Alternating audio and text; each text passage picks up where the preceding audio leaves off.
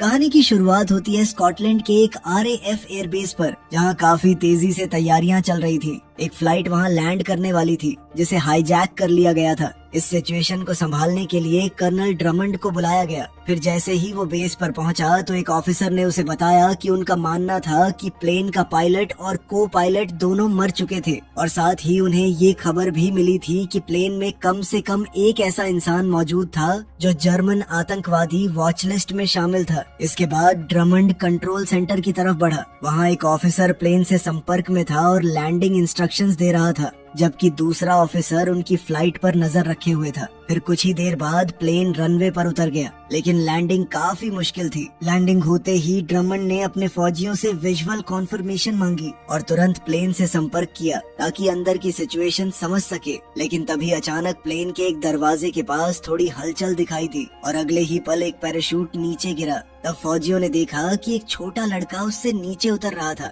फिर ड्रमंड ने तुरंत 2 RAF ट्रक्स को हुक्म दिया कि वो लड़के को वहाँ से सुरक्षित ले आए। इसी बीच उन्हें कॉकपिट के अंदर एक और इंसान नजर आया। ड्रमंड ने तुरंत रेडियो पर चेतावनी दी कि अगर उसने कोई गलत कदम उठाया तो फौजी तुरंत फायरिंग शुरू कर देंगे। फिर उसने उस आदमी को पायलट सीट पर बैठने और धीरे धीरे अपने हाथ ऊपर करने को कहा, लेकिन उस आदमी ने बस इतना कहा कि उसे प्लेन से बाहर आने दिया जाए ताकि वो सब कुछ समझा सके। वो बार बार दावा कर रहा था कि वो आतंकवादी नहीं था। फिर कुछ देर बाद ड्रमंड ने अपनी ट्रांसलेटर को उस लड़के से बात करने भेजा। उस लड़के का नाम टॉम था और उस वक्त डॉक्टर्स उसका चेकअप कर रहे थे, लेकिन ट्रांसलेटर को उससे कुछ खास पता नहीं चला क्योंकि टॉम पूरी तरह शॉक में था। फिर हम एक दिन पहले की कहानी देखते हैं। एक होटल कमरे में टॉम की माँ सोफी बाथरूम में फ्लाइट के लिए तैयार हो रही थी। थोड़ी देर बाद उसने न्यूयॉर्क में मौजूद अपने डॉक्टर से फोन पर बात की, जहाँ वो टॉम के साथ अपनी खुफिया बीमारी का इलाज करवाने जाने वाली थी। उधर टॉम ने उन्हें बताया कि उसने उनका सामान चेक कर लिया था।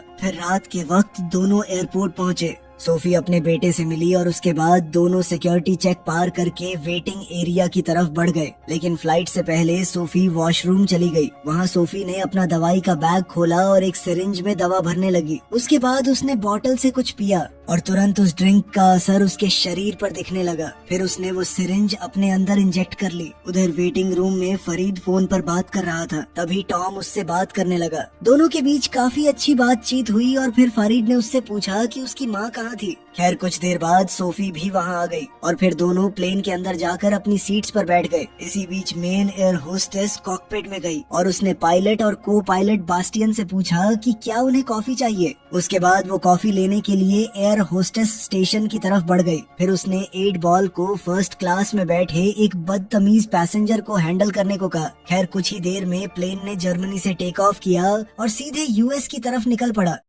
इसके काफी घंटों बाद सोफी वॉशरूम से अपनी सीट पर वापस आई। वो अपनी नोटबुक में कुछ लिख रही थी कि तभी उसे अंदर अपनी और अपने पति की एक तस्वीर मिली। तस्वीर देखते ही उसे पुराने दिन याद आने लगे थे। उसकी यादें एक आम परिवार के माहौल से शुरू हुई, लेकिन धीरे धीरे हालात काफी खतरनाक बन गए। वो और उसका पति अपने छोटे बच्चे के साथ किसी सुनसान जगह पर फंस गए थे। तब मदद लाने के लिए उसका पति वहाँ से चला गया, जबकि सोफी बच्चे के साथ वहीं रुक गई। खैर फिर इधर फ्लाइट में सोफी ने महसूस किया कि प्लेन के सामने वाले हिस्से में कुछ गड़बड़ चल रही थी। 8 बॉल एक गुस्सैल पैसेंजर को कंट्रोल करने की कोशिश कर रहा था कि तभी एक एयर मार्शल ने आकर उस आदमी को काबू किया। फिर कुछ ही पल बाद दूसरा एयर मार्शल भी उनके पास आ गया, लेकिन असली शौक अभी बाकी था। जब दोनों मार्शल्स उस यात्री से बात कर रहे थे, तब 8 बॉल ने अचानक चाकू निकाला और दूसरे मार्शल को मार डाला। उसी वक्त वो पैसेंजर पहले मार्शल पर टूट पड़ा। फिर 8 बॉल ने पूछा कि तीसरा एयर मार्शल कहाँ था। जैसे ही उसे खबर मिली, उसने अपने एक आदमी को उसे मारने भेज दिया। फिर कर्टिस ने तीसरे मार्शल को मारकर उसकी बंदूक ले ली और वापस 8 बॉल के पास आ गया। लेकिन उसके बाद जो हुआ उसने काल तक को हिला दिया। 8 बॉल ने बचे हुए मार्शल को बहुत ही बेरहमी से मार डाला था। दूसरी तरफ सोफी को महसूस होने लगा कि प्लेन में कुछ बहुत गलत हो रहा था। तभी अचानक 8 बॉल यात्रियों के पास वापस आया और सबको अपनी सीट्स पर बैठे रहने को कहा और साथ ही उनकी तरफ बंदूक तान दी।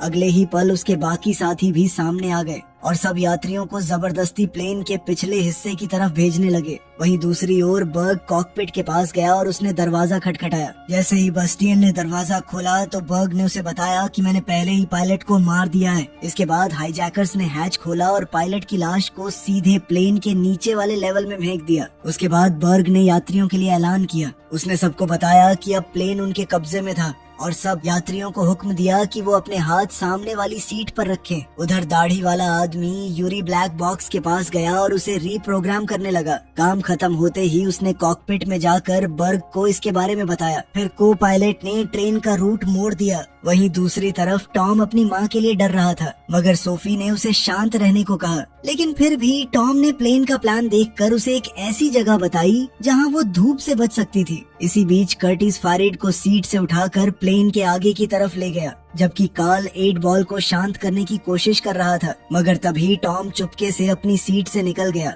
अब सोफी भी तुरंत उसके पीछे भागने लगी, लेकिन 8 बॉल भी उनके पीछे आ गया और फिर उसने टॉम के सामने ही सोफी को गोली मार दी। ये देखकर बेचारा टॉम पूरी तरह टूट गया था। फिर 8 बॉल ने उस लड़के को पकड़ लिया, लेकिन कार्ल ने बीच में आकर टॉम को वापस उसकी सीट पर बैठा दिया और उसे वहीं चुपचाप बैठे रहने को कहा। फिर थोड़ी देर बाद बर्ग और कर्टिस कॉरिडोर में मिले और कर्टिस ने उसे बताया कि अभी क्या हुआ था। ये सुनते ही बर्ग सीधे 8 बॉल के पास पहुंचा और उसे चेतावनी दी कि अगर उसने दोबारा ऐसा कुछ किया तो वो उसे खुद मार डालेगा। लेकिन फिर भी उसने सोफी की मौत को बाकी यात्रियों के लिए एक धमकी की तरह इस्तेमाल किया। इसके बाद कहानी फ्लैशबैक में चली गई। हम देखते हैं कि सोफी अपने बच्चे के साथ गाड़ी में बैठी थी और अपने पति का इंतजार कर रही थी, जो मदद लाने गया था। काफी देर तक इंतजार करने के बाद सोफी खुद गाड़ी से बाहर निकली और जंगल के अंदर अपने पति के पैरों के निशान के पीछे चलने लगी। फिर कुछ देर बाद उसे एक सुनसान घर दिखाई दिया। उसे लगा शायद उसका पति अंदर हो, मगर जैसे ही वो घर के अंदर गई, उसने जमीन पर खून देखा। वो उस खून का पीछा करते हुए बेसमेंट की तरफ बढ़ने लगी कि तभी अचानक एक वैम्पायर अंधेरे से बाहर निकला और उसके पीछे भागने लगा। बेचारी सोफी ने किसी तरह बेसमेंट में खुद को बंद कर लिया, लेकिन अंदर जाकर उसके होश उड़ गए क्योंकि वहाँ उसका पति मरा हुआ पड़ा था। उसी वक्त वो वैम्पायर बेसमेंट की खिड़की तोड़कर अंदर घुसने की कोशिश करने लगा। सोफी ने उसे रोकने की कोशिश की, लेकिन फाइट के दौरान वैम्पायर ने उसे काट लिया और अगले ही पल सूरज की रोशनी पड़ते ही वो वैम्पायर जलकर मर गया। फिर अचानक सोफी की आंख खुली और वो वापस प्लेन में थी और अब भी जिंदा थी। फिर कुछ देर बाद सोफी को प्लेन के होल्ड एरिया से कुत्तों की आवाजें सुनाई दी तो वो हैच के जरिए नीचे उतर गई। उधर बर्ग फरीद और 2 आदमियों को जबरदस्ती एक आतंकी मैसेज पढ़ने पर मजबूर कर रहा था। इधर होल्ड में कर्टिस और यूरी बॉम्ब बनाने के लिए सामान ढूंढने नीचे आए थे कि तभी सोफी एक गाड़ी के नीचे छुप गई। जल्द ही यूरी बॉम्ब सेट करने लगा। उसी वक्त सोफी एक कुत्ते तक जा पहुंची और उसका खून पीने लगी। वो कुत्ता इतनी जोर जोर से आवाजें करने लगा कि यूरी परेशान हो गया और वापस होल्ड एरिया में आ पहुंचा। लेकिन जैसे ही उसे गाड़ी के पीछे छुपी सोफी दिखी तो सोफी तुरंत उस पर टूट पड़ी और उसे मार डाला। उसी वक्त फरीद भी पैसेंजर्स के बीच आ गया और सीधा टॉम के बगल में जाकर बैठ गया। दूसरी तरफ सोफी का शरीर तेजी से वैम्पायर फॉर्म में बदलने लगा था। उसे महसूस हुआ कि उसके दांत बाहर निकल रहे थे। वो तुरंत अपनी दवाई ढूंढने लगी और इंजेक्शन तैयार करने लगी। लेकिन तभी उसने बर्ग को यूरी से बात करते सुना। बर्ग कह रहा था कि जंप में सिर्फ 10 मिनट बचे थे। ये सुनते ही सोफी वापस यूरी की लाश के पास गई और उसका खून पीने लगी। इससे उसका शरीर और भी तेजी से बदलने लगा। फिर वो धीरे धीरे प्लेन के मेन सेक्शन की तरफ लौट आई। उधर हाईजैकर्स ने यात्रियों से झूठ बोला कि अगर किसी ने अपनी सीट छोड़ी तो वो जहरीली गैस रिलीज कर देंगे। उसके बाद सब होल्ड एरिया में गए जहाँ उन्हें यूरी की लाश मिली। उसके पास एक कुत्ता खड़ा था जिसे सोफी ने जानबूझकर छोड़ दिया था ताकि ऐसा लगे कि यूरी को उस कुत्ते ने मारा था। इसी बीच सोफी प्लेन के पिछले हिस्से में टॉम को लेने के लिए पहुंच गई थी। उसे देखते ही यात्री घबरा गए और उन्हें लगा कि अब गैस रिलीज हो जाएगी। खैर सोफी टॉम को लेकर कॉकपिट की तरफ बढ़ गई, लेकिन वहां पहुंचकर उन्हें पता चला कि पायलट्स पहले ही प्लेन छोड़कर जा चुके थे। फिर सोफी वापस यात्रियों के पास आई। उसने पूछा कि किसी को प्लेन उड़ाना आता है क्या? इस पर एक आदमी ने कहा कि मैं ट्राई कर सकता हूँ। फिर वो सोफी के साथ कॉकपिट में चला गया। अब जैसे ही दोनों अंदर गए तो सोफी ने फरीड के पहुंचने से पहले कॉकपिट का दरवाजा लॉक कर दिया। उधर हाईजैकर्स स्कूबा गियर पहनकर प्लेन से कूदने की तैयारी कर रहे थे। साथ ही बर्ग उस आदमी के संपर्क में था जो समुद्र में उन्हें पिकअप करने वाला था। वहीं कॉकपिट के अंदर सोफी का शरीर और भी खतरनाक तरीके से बदल रहा था, जिसे देखकर टॉम भी डरने लगा। तभी उस आदमी को समझ आया कि प्लेन ऑटो पायलट पर चल रहा था। इसके बाद सोफी ने सिक्योरिटी मॉनिटर में हाईजैकर्स को देखा और उस आदमी से कहा कि हाईजैकर्स के कूदने तक इंतजार करे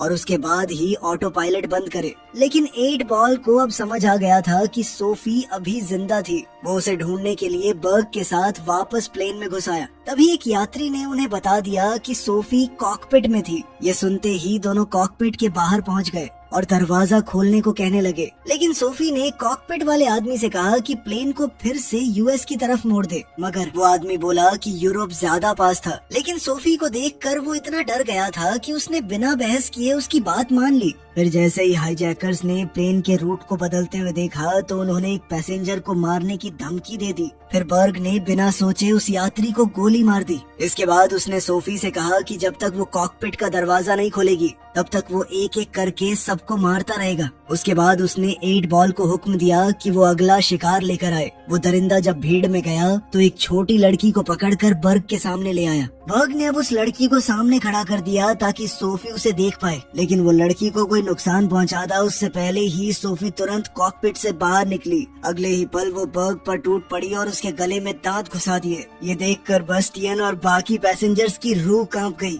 और वहीं कॉकपिट में मौजूद आदमी ने तुरंत दरवाजा बंद करके लॉक कर दिया। इधर सोफी ने बर्ग का खून पीना खत्म किया और फिर बाकी हाईजैकर्स के पीछे भागी। सब डरकर होल्ड एरिया की तरफ भागने लगे, लेकिन असली मौत का खेल अब शुरू हुआ। बर्ग का शरीर भी धीरे धीरे बदलने लगा था। फिर जैसे ही सोफी ने उसकी आवाज सुनी तो वो तुरंत वापस आई और उसका खात्मा कर दिया। इधर 8 बॉल ये सब अपनी आंखों से देख रहा था। उसके बाद सोफी कॉकपिट के दरवाजे के पास गई और टॉम को बोला कि वो दरवाजा बिल्कुल न खोले, क्योंकि वही उसके लिए सबसे सुरक्षित जगह थी। फिर वो वॉशरूम में चली गई, जहाँ शीशे में उसने देखा कि उसकी ट्रांसफॉर्मेशन कितनी ज्यादा बढ़ चुकी थी। दूसरी तरफ हम देखते हैं कि 8 बॉल ने सोफी का बैग चेक किया और कुछ देर बाद वो उसकी नोटबुक लेकर बाकी हाईजैकर्स के पास लौट आया। नोटबुक पढ़कर उसने सबको बताया कि सोफी असल में एक वैम्पायर थी, लेकिन कार्ल ने अपनी आंखों से कुछ नहीं देखा था। इसलिए जब बाकी लोग सोफी के हमलों के बारे में बताने लगे तो उसने किसी की बात पर यकीन नहीं किया। वो ज्यादा परेशान 8 बॉल की भयानक सोच से था।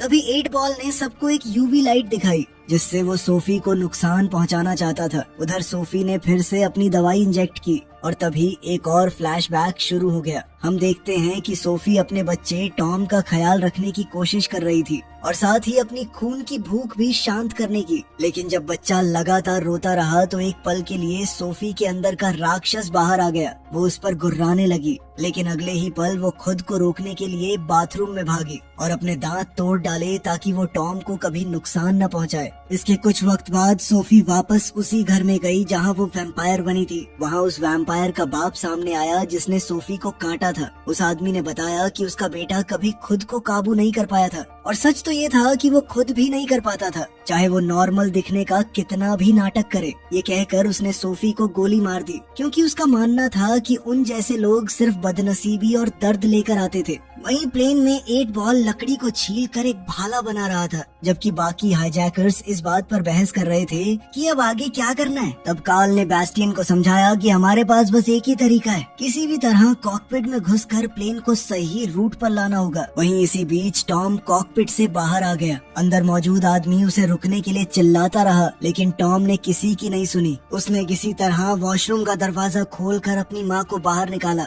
और जैसे ही कॉकपिट वाले आदमी ने उन्हें देखा तो उसने तुरंत खुद को वापस कॉकपिट में बंद कर लिया। उसी वक्त सोफी भी धीरे धीरे उठने लगी और सीधा 8 बॉल की तरफ बढ़ी, मगर 8 बॉल पहले से तैयार खड़ा था। उसके हाथ में लकड़ी का स्टेक और यूवी लाइट थी। अगले ही पल उसने यूवी लाइट सोफी पर डाली, जिससे उसकी त्वचा जलने लगी और वो दर्द से बेहोश होकर गिर पड़ी। ये देखकर 8 बॉल ने बाकी हाईजैकर्स को हुक्म दिया कि वो प्लेन का कंट्रोल वापस लें, जबकि वो खुद पीछे रुक गया ताकि ये समझ सके कि सोफी असल में थी क्या। तभी उसे एक सिरिंज मिली। अब वो उसमें सोफी का खून भरने लगा। अब जैसे ही वो लकड़ी के स्टेक से सोफी को मारने वाला था तभी टॉम वहाँ पर आ गया और 8 बॉल पर बंदूक तान दी, लेकिन वो दरिंदा बिल्कुल नहीं डरा। वो धीरे धीरे टॉम की तरफ बढ़ने लगा और जैसे ही उसने बंदूक पकड़ने की कोशिश की अचानक से ट्रिगर दब गया और अगले ही पल प्लेन की खिड़की टूट गई। इस वजह से कैबिन का प्रेशर अचानक गिर गया और पूरा प्लेन जोर जोर से हिलने लगा। उधर कॉकपिट में बेस्टियन ने सबको सावधान किया कि ऑक्सीजन सिर्फ 10 मिनट के लिए बची थी और अगर प्लेन को जल्दी नीचे नहीं लाया गया तो सब मारे जाएंगे। इसी बीच हम देखते हैं कि सोफी ने टॉम को ऑक्सीजन मास्क तक पहुंचाया।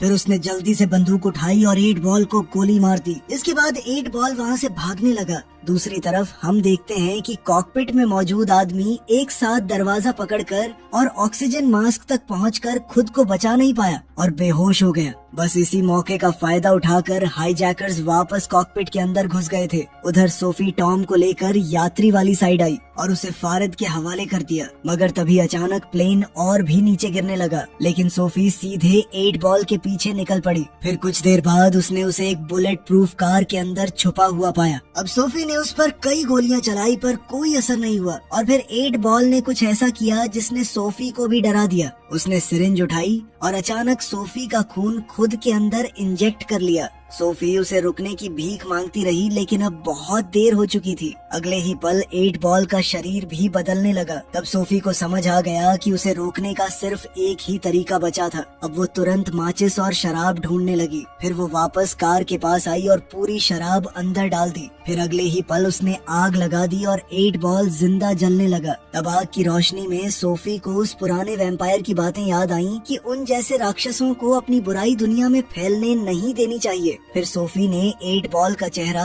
बार बार कुचलना शुरू कर दिया, लेकिन आखिरी वार से पहले 8 बॉल ने उससे एक बात कही। उसने कहा कि वो कभी अपने अंदर के राक्षस को काबू नहीं कर पाएगी। इसके कुछ देर बाद प्लेन आखिरकार स्टेबल हो गया, लेकिन हाईजैकर्स ने देखा कि होल्ड एरिया में आग लगी थी। वो नीचे जाने ही वाले थे कि तब तक सोफी किसी तरह आग पर काबू कर चुकी थी और वापस प्लेन के अंदर घुस रही थी। लेकिन जैसे ही हाईजैकर्स ने उसे देखा तो उन्होंने तुरंत फायरिंग शुरू कर दी। ये देखकर सभी यात्री बुरी तरह घबरा गए और सब आगे की तरफ भागने लगे। उन्हीं में फारिड भी था जो टॉम को लेकर भाग रहा था। मगर बाद में हाईजैकर्स जब वापस बुलेट प्रूफ कार के पास पहुँचे तो उन्होंने देखा कि 8 बॉल अभी भी जिंदा था। लेकिन अगले ही पल वो अचानक कर्टिस पर टूट पड़ा और उसका खून पीने लगा। फिर वो कार से बाहर निकला और बाकी लोगों के पीछे भागने लगा। उधर सोफी ने होल्ड एरिया का दरवाजा बंद कर दिया था। तभी उसे टॉम की आवाज सुनाई दी जो चिल्लाकर कह रहा था, ये सब लोग मुझे मारना चाहते हैं। लेकिन फरीड ने तुरंत कहा कि वो उसे कोई नुकसान नहीं पहुंचाएंगे। लेकिन बाकी पैसेंजर ऐसा ही सोच रहे थे, क्योंकि उसी वक्त एक पैसेंजर ने सोफी पर गोली चला दी। ये देखते ही सोफी उस पर टूट पड़ी। बाकी लोग उसे रोकने की कोशिश करने लगे, लेकिन वो सबको झटके से हटाकर सीधे फारिद की तरफ बढ़ने लगी। लेकिन फिर टॉम ने किसी तरह उसे समझाया और फारिद को न मारने के लिए मना लिया। लेकिन इतने में उस दूसरे पैसेंजर ने उस पर बंदूक तान दी थी। लेकिन तभी सोफी को होल्ड एरिया से दूसरे वैम्पायर्स की आवाजें सुनाई दी। उसे समझ आ गया था कि अगर वो वापस प्लेन में आ गए तो सब खत्म हो जाएगा। अगले ही पल वो नीचे भागी और 8 बॉल को एक दरवाजे के पीछे बंद करने की कोशिश करने लगी। फरीद भी उसकी मदद के लिए नीचे आ गया, लेकिन 8 बॉल ने तुरंत उसे काट लिया। तभी दूसरे आदमी ने 8 बॉल को गोली मार दी जब वो दरवाजा तोड़कर बाहर निकलने लगा था। लेकिन अब फारिद जख्मी हो गया था और फिर सोफी को एक बहुत ही मुश्किल फैसला लेना पड़ा। उसने तुरंत फारिद का हाथ काट डाला ताकि इन्फेक्शन उसके पूरे शरीर में न फैल सके। इसी बीच नीचे से कर्टिस, जो पूरी तरह से वैम्पायर बन चुका था, प्लेन में घुसने की कोशिश कर रहा था। लेकिन सोफी ने किसी तरह कर्टिस और 8 बॉल दोनों को खत्म कर दिया और एयर होस्टेस को वैम्पायर बनने से बचा लिया। उसके बाद वो वापस यात्रियों के पास गई जहां उसे बस्टियन मिला। फरीद भी सबको समझा रहा था कि सोफी उनकी मदद कर रही थी। फिर सोफी बस्टियन को लेकर कॉकपिट में गई। वहाँ बस्टियन ने बताया कि फ्यूल बहुत कम बचा है और उन्हें जल्दी से पास में एयरपोर्ट ढूंढकर लैंडिंग करनी पड़ेगी। इसके बाद फरीद और टॉम ने सोफी को समझाया कि वो कॉकपिट के नीचे वाली अंधेरी जगह में चली जाए, जबकि फरीद खुद बस्टियन के साथ वहीं रुक गया। फिर कुछ देर बाद जैसे ही पायलट का संपर्क पास के RAF एयरबेस से हुआ तो उसने उन्हें बताया कि प्लेन हाईजैक हो गया था। लेकिन उन्होंने जैसे तैसे हाईजैकर्स को हराकर कार्गो होल्ड में बंद कर दिया था। वहीं दूसरी तरफ टॉम अपनी माँ की दवाई ढूंढने के लिए ऊपर चला गया और तभी यात्रियों को होल्ड एरिया से वैम्पायर्स की खौफनाक आवाजें सुनाई देने लगी। उनमें से एक जख्मी पैसेंजर, जो कि वैसे भी मरने ही वाला था, खुद वैम्पायर्स के पास चला गया। उसने 8 बॉल को आजाद कर दिया और खुद को काटने के लिए बोला। लेकिन 8 बॉल ने तो उसकी तरफ देखा तक नहीं। वो सीधे भागकर बाकी यात्रियों पर टूट पड़ा। सोफी और फारिड ने देखा कि हर तरफ सिर्फ चीखें और खौफनाक मंजर था और बाकी यात्री जान बचाने के लिए कॉकपिट का दरवाजा तोड़ने की कोशिश कर रहे थे, मगर बेस्टियन ने कॉकपिट का दरवाजा खोलने से सीधे मना कर दिया। तब सोफी को समझ आ गया था कि प्लेन को लैंड करवाना बहुत खतरनाक होगा, क्योंकि अगर वैम्पायर्स बाहर निकल गए तो सब बर्बाद हो जाएगा। लेकिन फरीद का मानना था कि उन्हें प्लेन लैंड करना चाहिए और उसके बाद उसे बॉम्ब से उड़ा देना चाहिए। बस इसी प्लान के साथ वो दोनों फ्यूल टैंक के पास गए ताकि बॉम्ब सेट कर सके। अब वहाँ उन्हें डेटोनेटर तो मिल गया, लेकिन टाइमर मिसिंग था। हालात समझते हुए सोफी खुद को कुर्बान करने को तैयार हो गई। उसने कहा कि जब सब प्लेन से बाहर निकल जाएंगे तब वो खुद ब्लास्ट करेगी, लेकिन टॉम अपनी माँ को मरने के लिए छोड़ने को तैयार नहीं था। अगले ही पल वो यूवी लाइट लेकर होल्ड एरिया की तरफ भाग गया